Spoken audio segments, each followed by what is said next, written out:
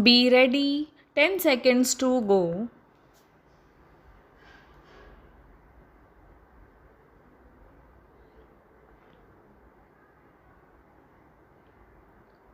Start. We need to reform the industry. Broadly speaking, every industry and industrialist is entitled to grow to their fullest potential, but without recourse to unethical practices or evasions of dues to the state. We need to also reform the mentality of the common citizen. He must realize the imperatives of hard work, quality work, and discipline. Responsible citizenry demands no less.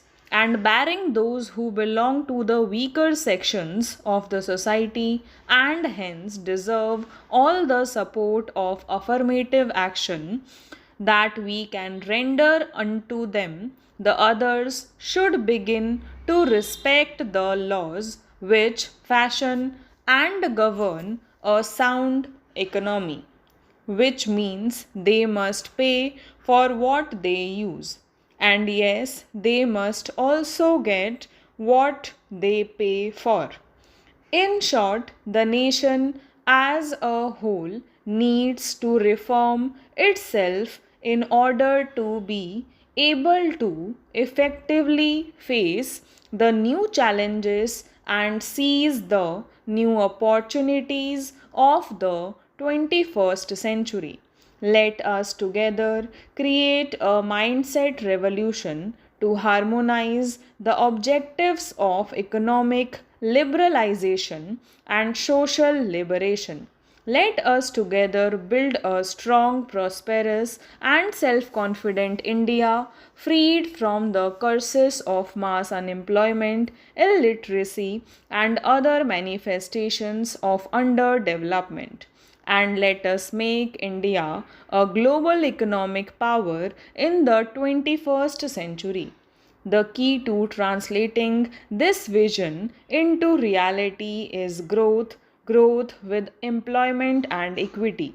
In our national agenda, we have pledged to bring sustainable GDP growth into 7 to 8% bracket from the present level of 5%. Many people doubt if it is an achievable target. I would say that this is a moderate target given both India's capacity and necessity. Even at this rate of 7 to 8%, India has to wait for well over half a century to catch up with the developed world. Can we afford to be slower than this? We must grow faster. We can grow faster. We simply have no other alternative.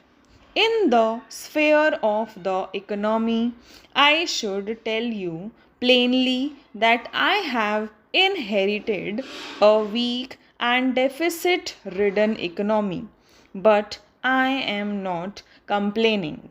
My job is not to harp on the past but to look to the future, not to complain but to lead.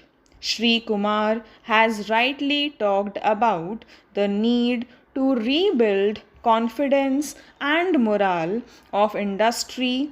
He has specially highlighted the issue of bringing back decision making to the fore. I would like to utilize this occasion to tell you and the nation what my government will do in the next 3 months. All of us are legitimately concerned about the prolonged downturn in the economy. Industry especially is looking to the government to take necessary steps to kickstart the economy. This is no doubt dictated by the objective of faster economic growth, but it is also necessitated by my own government's stated goal of creating at least 10 million new jobs each year in the economy. We shall soon announce a series of schemes to mobilize investable funds from idle resources existing in the country but unavailable to the exchequer. In consultation with trade and industry, we will take all necessary steps to reduce the currently untenable level of NPA as of banks and financial institutions.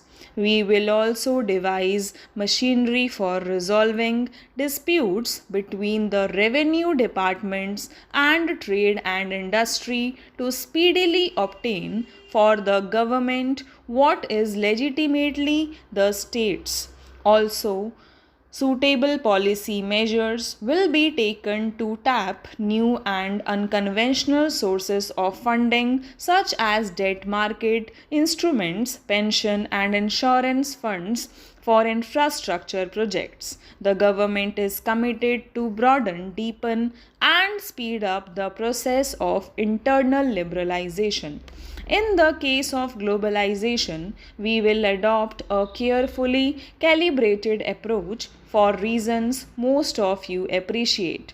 The government will play the role less and less of an active player in the economy and more of a legislator, facilitator, and regulator. Where necessary, it will be the protector of India's commerce and industry. My government's relationship with industry will be based on trust, not marred by mistrust. I come from a political tradition that does not look upon commerce and industry with suspicion.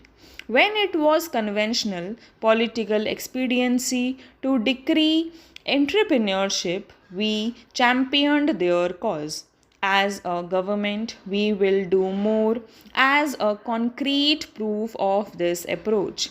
We will soon appoint a commission to comprehensively review in a short time frame all the administrative laws, rules, and regulations governing industry and trade. Such of them which have outlived their utility will be either totally scrapped or radically simplified. With this move, we aim to enable Indian entrepreneurs, small, medium, or big, to create more wealth for themselves and the nation. The Companies Act will be drastically overhauled.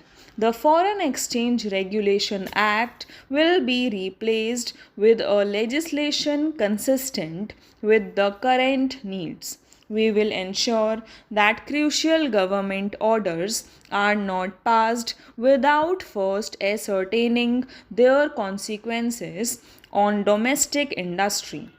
Many of the problems faced by industry are at the state and local levels as such now. Stop.